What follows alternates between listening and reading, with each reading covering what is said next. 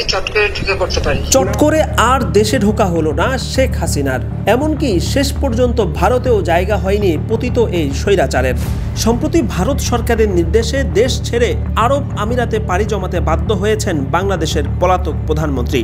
জাতীয় সংবাদ মাধ্যমের কয়েকটি সূত্র বলছে, গত কয়েকদিনের মধ্যে কোনো এক সময়ে কঠোর গোপনীয়তার সাথে শেখ হাসিনা ভারত ছেড়ে আরব আমিরাত চলে যেতে বাধ্য হয়েছেন।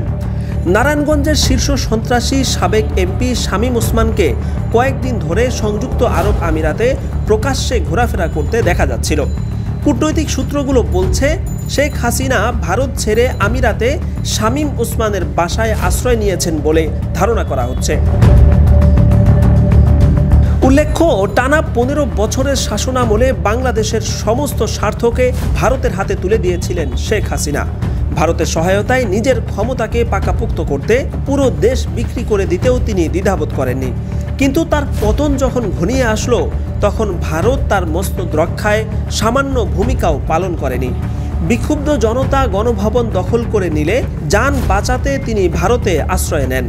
কিন্তু কিছুদিনের মাথায় এখন ভারতও তাকে বের করে দিয়েছে। অথচ এই ভারতকে খুশি করার জন্যই শেখ হাসিনা নিজের দেশের মানুষের সাথে বিশ্বাসঘাতকতা করেছিলেন।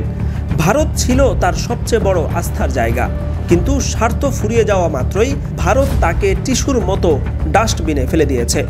বাকি জীবনটুকু কোনো মতে কাটিয়ে দেওয়ার জন্য সেখানে মাথা গোঁজার ঠাঁই পর্যন্ত মেলেনি। দেশ ছেড়ে পালানোর সময় শেখ হাসিনার কাছে যেই কূটনৈতিক পাসপোর্ট ছিল, সেটি দিয়ে কোনো ভিসা ছাড়া ৪৫ দিন ভারতে বৈধভাবে অবস্থান করা যায়। কিন্তু বাংলাদেশের অন্তর্বর্তী সরকার ক্ষমতায় এসে সেই লাল পাসপোর্ট বাতিল করে দেয়। এর ফলে ভারতে শেখ হাসিনার অবস্থান অবৈধ হয়ে পড়েছিল। এরপরেও টানা 2 মাস ভারতে অবস্থান করায় বৈধভাবে সেখানে তার অবস্থান করার সময়সীমাও শেষ হয়ে যায়। এরই পরিপ্রেক্ষিতে যুক্তরাষ্ট্রের তরফ থেকে ভারত সরকারের কাছে ব্যাখ্যা চাওয়া হয়েছে যে শেখ হাসিনা ঠিক কোন প্রক্রিয়ায় বা কোন ব্যবস্থায় ভারতে অবস্থান করছেন।